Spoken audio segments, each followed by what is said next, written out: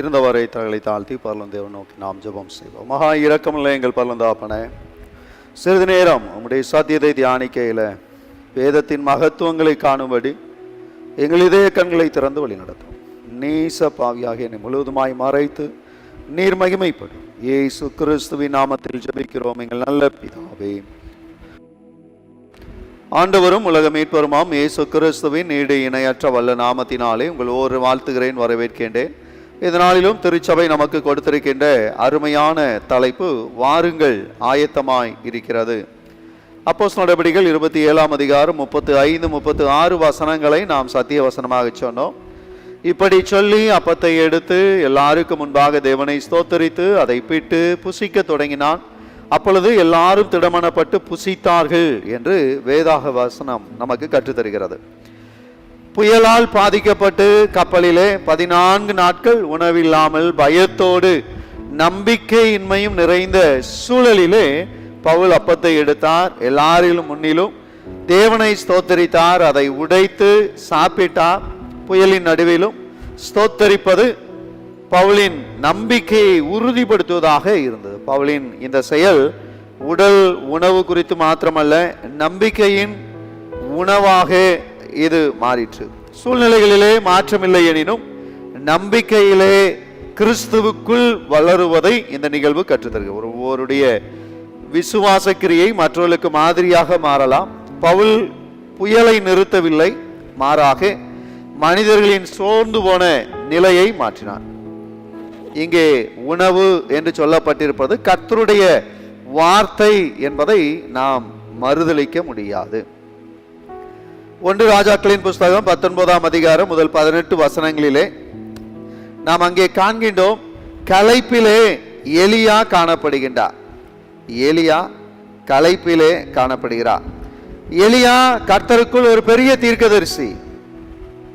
அவரை குறித்து வேதாகமத்தில் நம்ம 18 அதிகாரத்தில் பார்த்தோம்னா, பாகாலின் தீர்க்கதரிசிகள் 450 பேர், எசபேலின் தீர்க்கதரிசிகள் 400 பேரை அவர் ஒரே இடத்துல கூடி வர செய்து, கர்மேல் பர்வதத்தில் எல்லாத்தையும் கூடி வர செய்து, அங்கே அவர்கள் முன்பதாக ஜீவனுள்ள சாட்சியாக தான் தேவனுடைய தாசன் என்பதை விளங்க செய்கிறவராய் காணப்பட்டார்.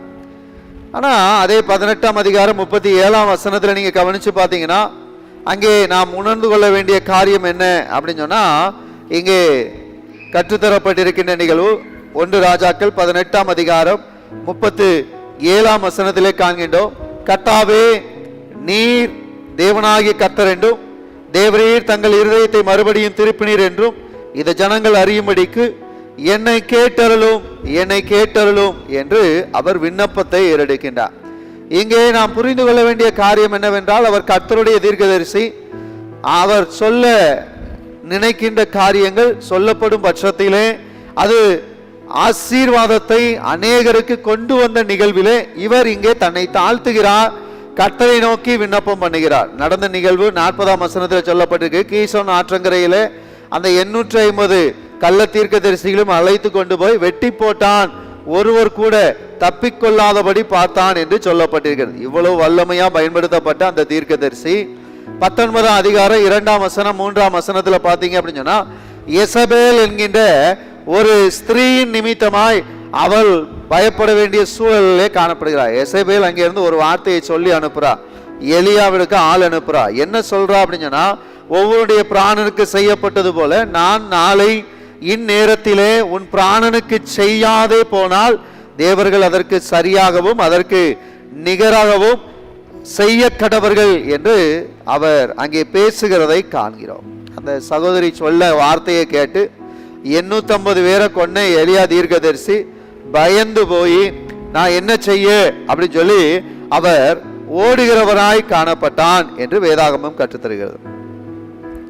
ஏன் ஓடினாரு அப்படின்னு சொன்னா, 1 ராஜாக்கள் 18-13 சொல்லப்பட்டிருக்கிறது, அவள் கர்த்தருடைய தீர்க்கதரிசிகளை கொன்று போட்டவள். 22ஆம் வசனத்துல காண்கின்றோம், அங்க எலியா தீர்க்கதரிசி சொல்றாரு, நான் மாத்திரம்தான் இருக்கேன், நான் மாத்திரம்தான் இருக்கேன், எல்லாரும் இல்ல, ஒருத்தரும் இல்ல, நான் மாத்திரம்தான் இருக்கேன், என் நிலைமை அப்படி இருக்கு, நான் மட்டும்தான் இருக்கிறேன், எனக்குன்னு யாருமே இல்லை அப்படின்னு சொல்லி இங்கே இந்த எலியா எண்ணுகிறான். பயம், மனசோர்வு, தனிமை, தான் கர்த்தருடைய தீர்க்கதரிசி என்பதை மறந்து போய் 4ஆம் வசனத்துல 19:4 சொல்றாரு, போதும் கர்த்தாவே என் ஆத்துமாவை எடுத்துக்கொள்ளும் அப்படின்னு சொல்றாரு.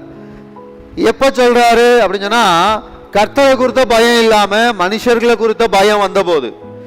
எப்ப சோர்வு வந்துச்சு அப்படின்னு சொன்னா, இவன் ஏற்கனவே எல்லா தீர்க்கதரிசிலையும் கொண்டு போட்டவா, நம்ம வாழ்க்கையிலும் செய்யாம விட்டுருவா அப்படிங்கிற மனச்சோர்வு வந்த பொழுது அவர் தனிமையாக எண்ணியபடியினாலே இந்த வார்த்தையை சொல்கிறார், போதும் கர்த்தாவே. 5ஆம் வசனத்துல சொல்லப்பட்டிருக்கு, அந்த சோர்வுல அவர் எப்படி செஞ்சிட்டாரு, தூங்கி விட்டார் என்று சொல்லப்பட்டிருக்கிறது. இன்னைக்கு நிறைய பேர் தூங்கிடுறோம், ஜெபம் பண்ண முடியல, பைபிள் வாசிக்க முடியல அப்படின்னு நம்ம சொல்றோம். நன்றாக உணர்ந்து கொள்ளுங்க, உங்களால ஜெபிக்க முடியல அப்படின்னு சொன்னா எளிமையான ஒரு திட்டம் என்ன அப்படின்னு சொன்னா, கர்த்தருடைய வார்த்தையை நீங்கள் வாசிக்க ஆரம்பித்து விடுங்கள். கட்டுகள் தானாக அவிழ்க்கப்பட்டு விடும், கட்டுகள் தானாக திறக்கப்பட்டு விடும். ஆனா அதை விட்டுட்டு நம்ம சொந்த வார்த்தையில என்னால பேச முடியலையே அப்படின்னு பதறதை காட்டிலும் கர்த்தரை நோக்கி சார்ந்திருப்பது மிகவும் நல்லது. இந்த மனுஷன் சோர்வுனால நித்திரை செஞ்சான். என்ன நடந்துச்சு அப்படின்னு சொன்னா, அங்க கர்த்தருடைய திட்டத்தை மறந்த நிலையிலே, ஆண்டவர் தன்னை பயன்படுத்தினார் என்பதை மறந்த நிலையில. ஏன் இந்த சோர்வு அப்படின்னு சொன்னா, 850 பேரை ஒரு மனுஷன் வெட்டி இருந்தான்னா அவன் உடம்பு எந்த அளவுக்கு வலிச்சிருக்கும் அப்படின்னு சொல்லி நம்ம யோசிக்கணும். இது ஒரு பக்கம்.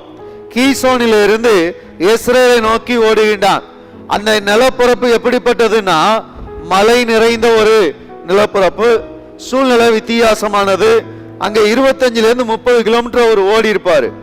பயத்தினால ஓட்டம் எத்தனை கிலோமீட்டர் இருந்துச்சுன்னா 160 கிலோமீட்டர் ஓடினார். இஸ்ரேலில் இருந்து பெயர்சேபா வரைக்கும் ஓடினார். நல்லா புரிந்து கொள்ள வேண்டிய காரியம், கர்மேலாக இருந்தாலும், கீசோனாக இருந்தாலும், இஸ்ரேலாக இருந்தாலும், பெயர்சேபாவாக இருந்தாலும் கர்த்தர் மாறுவதில்லை, கர்த்தருடைய கிருபை மாறுவதில்லை. நல்லா யோசிக்க வேண்டிய காரியம். 160 கிலோமீட்டர் அவர் நடந்து போகல, ஓடி போனார். ஒருவேளை கிட்டத்தட்ட ஒரு தொடர்ச்சியா ஓடின கிலோமீட்டர் எத்தனை அப்படின்னு சொல்லி கணக்கு பண்ணி பார்த்தேன், 190 கிலோமீட்டர். 1 கிலோமீட்டர் ஓடின உடனே மூச்சு இறைக்குன்னு சொல்ற நம்ம எங்க, 190 கிலோமீட்டர் ஓடின எலியா எங்கிறத யோசித்து பார்க்கணும். இந்த 190 கிலோமீட்டர் இவர் ஓடிக்கிட்டு இருக்கிறாரு. 19ஆம் அதிகாரம் 5ஆம் வசனத்திலே அங்கே மனச்சோர்வு நீக்குவதற்காக கர்த்தர் தூங்குகிறவனை தட்டி எழுப்புகிறார். தூங்காத எந்தி அப்படின்னு சொல்லி தட்டி எழுப்புறார். இங்க எலியா தட்டி எழுப்பினோன்னு எந்திரிச்சு பாக்குறாரு. அங்க பார்த்தா தட்டி எழுப்பின அவருக்கு அங்க என்ன ரெடியா இருக்கு, சாப்பாடு ரெடியா இருக்கு. உடனே போஜனத்தை பார்த்தோன்னா அது பாட்டு சாப்பிட்டுட்டு அவர் திருப்பியும் தூங்க ஆரம்பிச்சிட்டார். நல்லா புரிஞ்சுக்கிடுங்க, கர்த்தர் தட்டி எழுப்புறாருன்னா திரும்ப தூங்குறதுக்கு இல்லை, எதற்காக, ஜெபிப்பதற்கு, கர்த்தருடைய வார்த்தையை பெற்றுக்கொள்வதற்கு, கர்த்தரிடத்திலே காத்திருந்து உணவை பெற்றுக்கொள்வதற்கு. இங்க ஆண்டவர் திரும்பி தூங்கினதை பார்த்தோன்னா திருப்பியும் தட்டி எழுப்புறாரு. திருப்பி தட்டி எழுப்பி எந்திரிச்சு சாப்பிடுப்பான், நீ போக வேண்டிய தூரம் ரொம்ப தூரம் அப்படின்னு சொல்றார். இந்த மனுஷனை தட்டி எழுப்பி மீண்டும் உணவு கொடுக்கப்படுகிறது. பிரயாண தூரம் வெகு தூரம் என்று அவனுக்கு சொல்லப்பட்டது. கர்த்தர் நமது பலகீனத்தை புரிந்து கொள்கிறார். நம்முடைய பொறுமை இல்ல நம்ம கிட்ட அப்படின்னு சொன்னாலும் அவர் பொறுமையா நம்மளை நினைச்சாரு, வழி நடத்துகின்றார். 19ஆம் அதிகாரம் 8ஆம் வசனத்துல பாருங்க, அந்த போஜனத்தின் பலத்தினாலே 40 நாள் இரவு பகல் ஓரேப் என்னும் தேவனுடைய பர்வதம் மட்டும் நடந்து போனான். இந்த ஓரேப் அப்படிங்கிறது எங்க இருக்கு, இந்த ஓரேப் பர்வதத்துல என்னெல்லாம் நடந்துச்சு அப்படின்னு சொன்னா, மோசே அங்கதான் இருந்தாரு. அது மாத்திரம் இல்ல, கர்த்தருடைய கற்பனைகள் கொடுக்கப்பட்ட ஒரு இடம், கர்த்தர் மோசையோடு பேசிய இடம். இந்த சோர்ந்து போய் பெயர்சேபாவை நோக்கி போய்கிட்டு இருந்தவனுடைய பயணத்தை கர்த்தர் ஓரேப்புக்கு நோக்கி மாத்தி விட்டார். எப்ப நீ ஓரேப்பை நோக்கி நட அப்படின்னு சொல்றார். எலியா கிட்ட ஆண்டவர் ஒரு கேள்வி கேட்கிறார் பாருங்க. 19ஆம் அதிகாரம் 9ஆம் வசனத்துல சொல்லுகிறார், என்ன கேட்கிறாரு, எலியாவே இங்கே உனக்கு என்ன காரியம் அப்படின்னு கேள்வி கேட்கிறார். இதுக்கு எலியா பதில் சொல்ல 10ஆம் வசனத்திலையும் 14ஆம் வசனத்திலையும் சொல்றார், என்ன யாருன்னு தெரியாதா, நான் எவ்வளவு பக்தி வைராக்கியமா உமக்கா ஓடுனேன்னு தெரியாதா, இந்த உடன்படிக்கையெல்லாம் தள்ளி உம்முடைய ஊழியர்கள் எல்லாம் அழிச்சு போட்டு எசபேல் சொல்லிக்கிட்டு இருக்கா, என்னை கொண்டு போட்டுருவேன்னு சொல்லியிருக்கா, இது உமக்கு தெரியாதா அப்படின்னு சொல்லி அங்கே அவன் தன்னுடைய நிகழ்வை அங்கே பதிவு செய்கின்றான். அப்பதான் ஆண்டவர் சொல்றாரு 15ஆம் வசனத்துல அவனை பார்த்து சொல்றாரு, நீ எந்த மாதிரிக்கு போகணும்? தமஸ்குவின் வழியாக போகணும், வனாந்தரத்துக்கு திரும்பி போகணும், ஆசைகளை சீரியாவின் மேல என்ன செய்யணும்?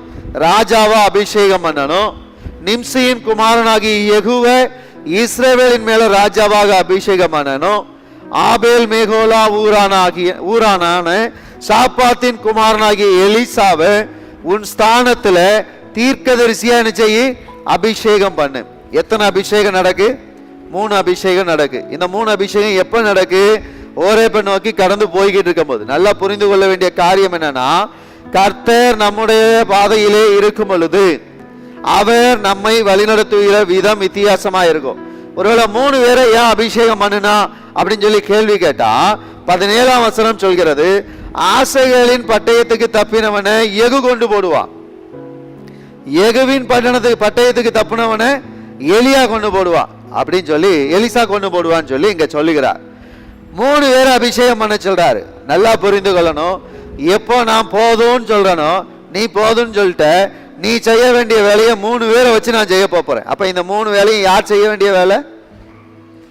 எலியா செய்ய வேண்டிய வேலை. எலியா செய்யாம நான் போறேன் அப்படின்னு சொன்ன உடனே ஆண்டவர் அந்த வேலையை 3 பேர்கிட்ட பிரிச்சு கொடுத்தார். நன்றாய் உணர்ந்து கொள்ளுங்க. கர்த்தர் அதுக்கு அடுத்ததா ஒரு வசனத்தை சொல்றாரு பாருங்க. நாம மிகவும் தெளிவாக அங்க அவர் பேசுற காரியம் என்ன அப்படின்னு சொன்னா 18ஆம் வசனத்துல எல்லாரும் எடுத்து வாசிப்போம். 18ஆம் வசனத்துல ஆண்டவர் இந்த எலியாவை பார்த்து சொல்றாரு. என்ன சொல்றாரு? என்ன சொல்றாரு?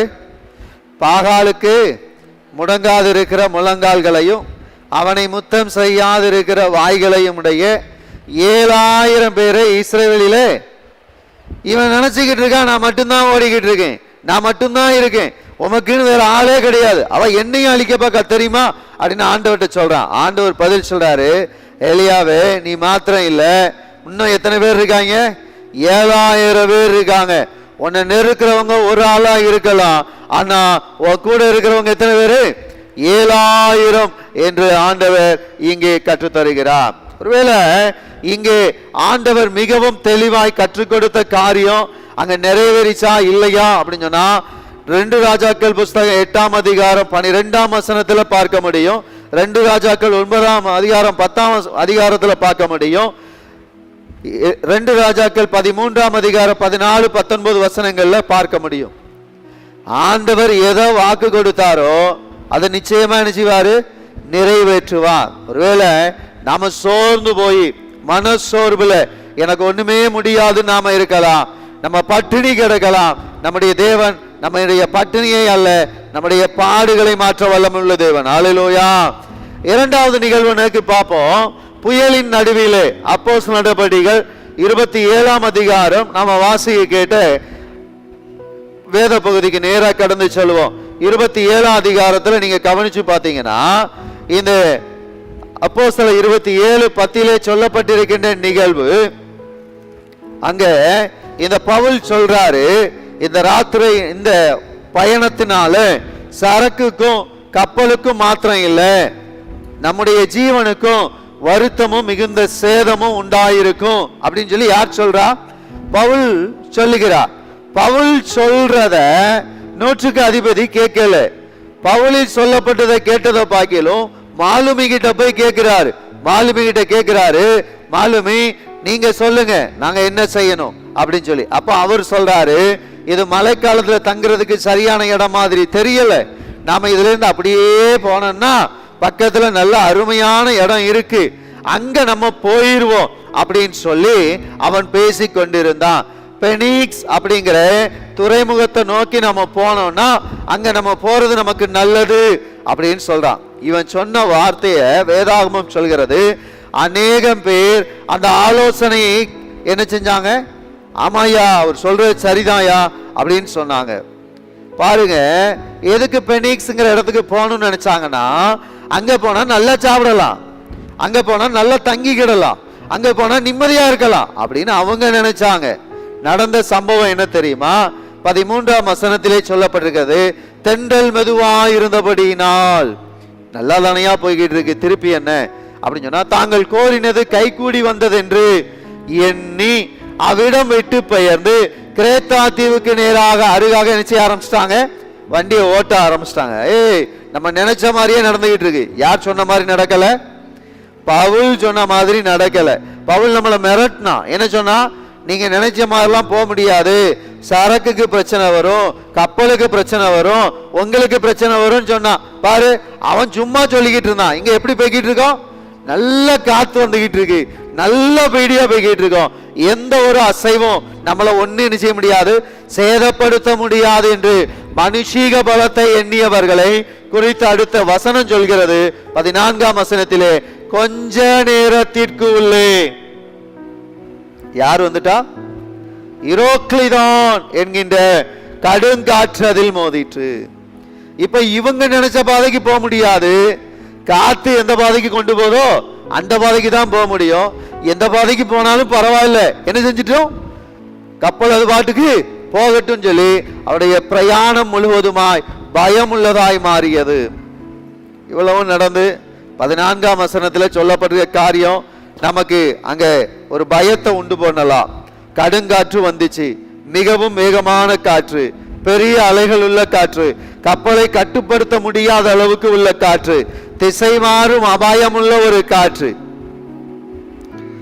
ஏன்னா ஈரோ கிளைதான் அப்படின்னு சொன்னா, ஈரோ அப்படின்னு சொன்னா தென்கிழக்கு காற்று அப்படின்னு அர்த்தம். கிளைதான் அப்படின்னு சொன்னா கொந்தளிப்பான காற்று அப்படின்னு அர்த்தம். இந்த கொந்தளிப்பான இந்த காற்று கடலின் கட்டுப்பாடை அவர்களை விட்டு மீறிட்டு. 15ஆம் வசனத்துல பாத்தீங்கன்னா, எதிர்த்து போகக்கூடாதபடி காற்றின் போக்கிலே போக ஆரம்பிச்சாங்க. ஆண்டவர் சொல்றத கேட்கலன்னா, ஆண்டவர் சொல்றபடி கேட்கல அப்படின்னு சொன்னா நாம என்ன செய்ய வேண்டியிருக்கோம்? உலகம் எந்த பார்க்க போதோ அந்த பார்க்க என்ன செய்யணும்? போயாகணும்.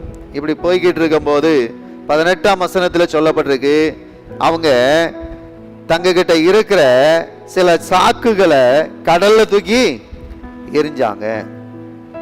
19ஆம் வசனம் சொல்கிறது, கப்பலின் தளவாடங்களை கையால பிச்சு என்ன செஞ்சாங்க? தண்ணிக்குள்ள போட்டாங்க.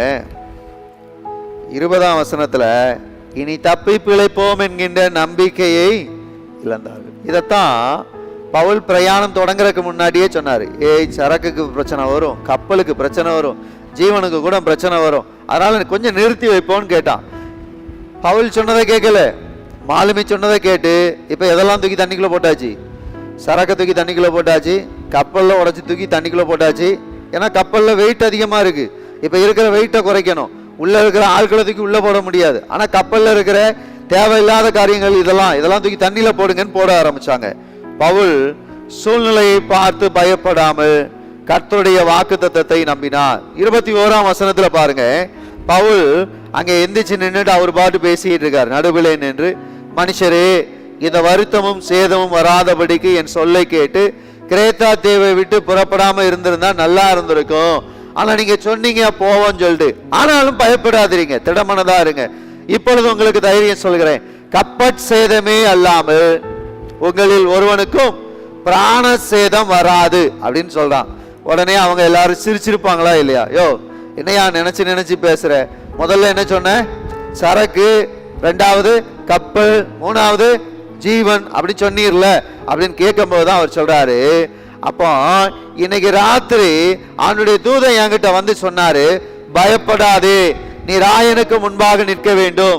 இதோ உன்னுடனே கூட யாத்திரை பண்ணுகிற யாவரையும் தேவன் உனக்கு தயவு பண்ணினார்.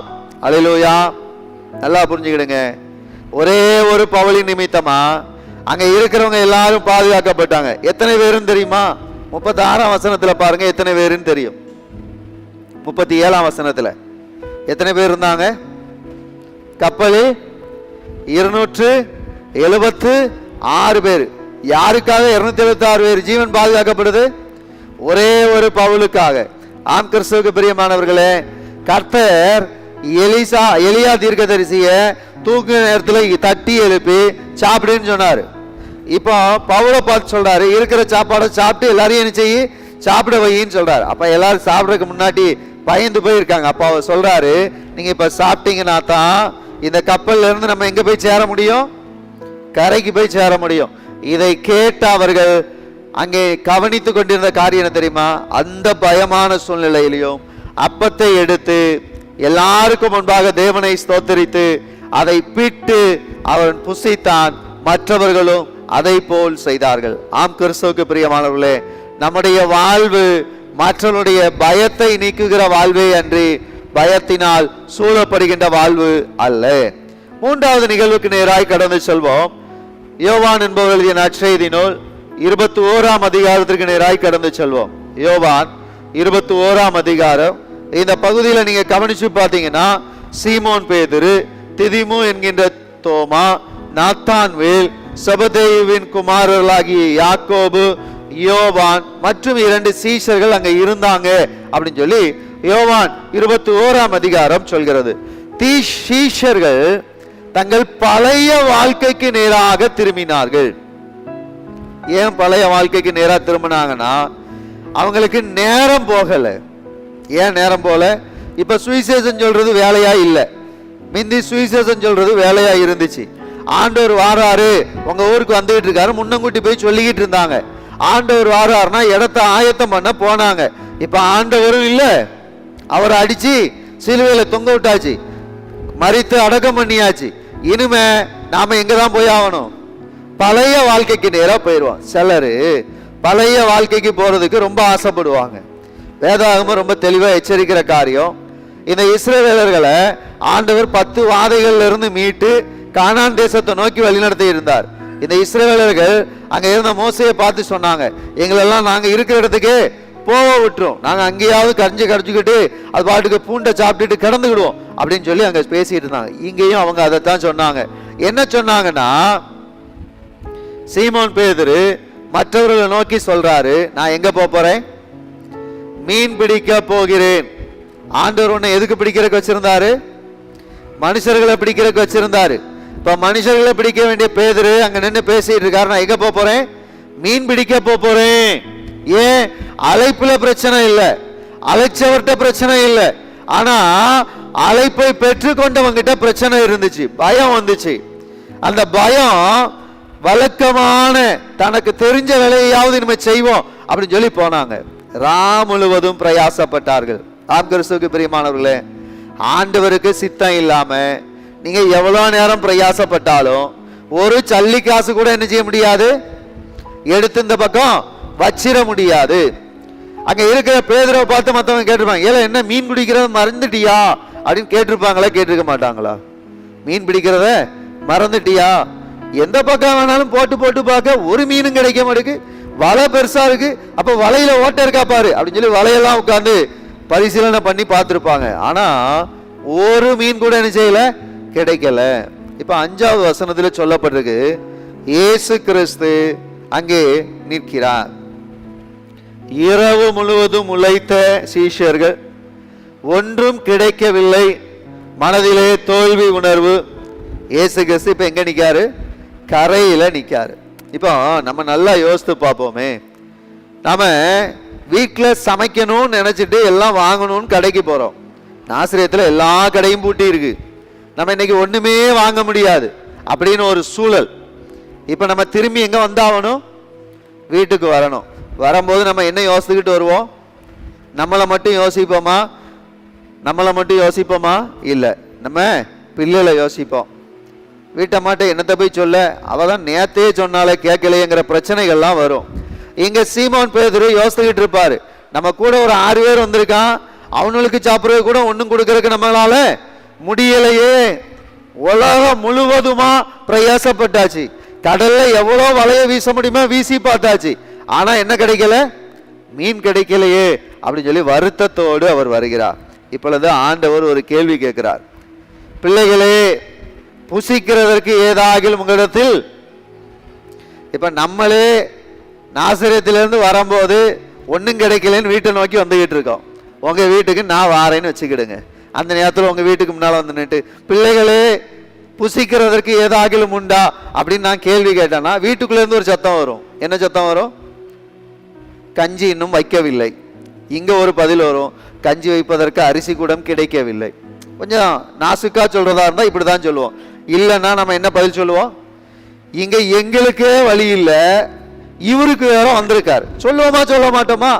இங்க இயேசு கிறிஸ்து கேள்வி கேட்கிறார், பிள்ளைகளே சாப்பிடறதுக்கு ஏதாகிலும் உண்டா அப்படின்னு கேள்வி கேட்கிறார். அப்ப சீஷர்கள் ஒன்றும் இல்லை, எங்க கிட்ட ஒண்ணும் இல்லை. எப்ப பிரயாசப்படாம இருந்தியா? பிரயாசப்பட்டோம்யா, நேற்று நைட்ல இருந்து பிரயாசப்பட்டோம், எந்த பக்கம்லாம் வலை வீசணுமோ வீசணும், என்னென்னலாமோ செஞ்சு பார்த்தோம், எங்களால என்ன செய்ய முடியல, ஒன்றும் இல்லை. ஆண்டவர் சொன்னாரு, வலதுபுறமாக வலையை போடுங்க. இப்போ வலதுபுறமா வலைய போடுங்கன்னு ஆண்டவர் சொன்ன உடனே அவங்க வலைய போட்டாங்களா போடலையா? போட்டாங்களா? ஏன் போட்டாங்க? ஏன் போட்டாங்க? எதுக்காக போட்டாங்க? எதுக்காக போட்டாங்க? இதுக்கு முன்னாடி இதே மாதிரி ஆண்டவர் வலைய போட சொன்னாரா சொல்லலையா? இதே மாதிரி ஒரு சம்பவம் இதே வாழ்க்கையில நடந்துச்சா நடக்கலையா? நடந்துச்சா? எங்க இருக்குன்னு தெரியுமா? யோசித்து பாருங்க. லூக்கா என்பவர் எழுதிய நற்செய்தி நூல் 5ஆம் அதிகாரத்துல சொல்லப்பட்டிருக்கு. சீமோனை பார்த்து ஆண்டவர் சொல்றாரு, சீமோனே வாப்பா, மீன் பிடிக்கும்படி வலைய போடு அப்படின்னு சொல்றாரு. அப்ப அவன் ஒரு பதில் சொன்னான் பாருங்க 5ஆம் வசனத்துல. அதுக்கு சீமோன், ஐயரே, முழுவதும் நாங்கள் பிரயாசப்பட்டும் ஒன்றும் அகப்படவில்லை. இது நம்ம பேசிட்டு இருந்த சம்பவம் கிடையாது. இது சீமோன் வாழ்க்கையில இதுக்கு முன்னாடியே நடந்த ஒரு சம்பவம். இந்த சம்பவம் எதை கற்று தருதுன்னா, இதுக்கு முன்னாடியே நான் உங்ககிட்ட சொல்லிட்டேன், நான் சொல்றபடி நீ என்ன செய்யணும்? வலைய போடணும். நீனா போய் வலைய போட்டா என்ன கிடைக்காது? ஒன்னும் கிடைக்காது. ஆனா நான் சொன்னபடி நீ வலைய போட்டா உனக்கு எல்லாம் கிடைக்கும். உடனே ஆண்டவரே, உம்முடைய வார்த்தையின்படி நான் வலையை போடுறேன்னு சொன்னா, வலையை போட்ட பொழுது வலை கிழிந்து போகத்தக்கதாக மிகுதியான மீன்கள் 2 படகு நிரம்பத்தக்கதான மீன்களினால் ஆண்டவர் கொடுத்திருந்தார்.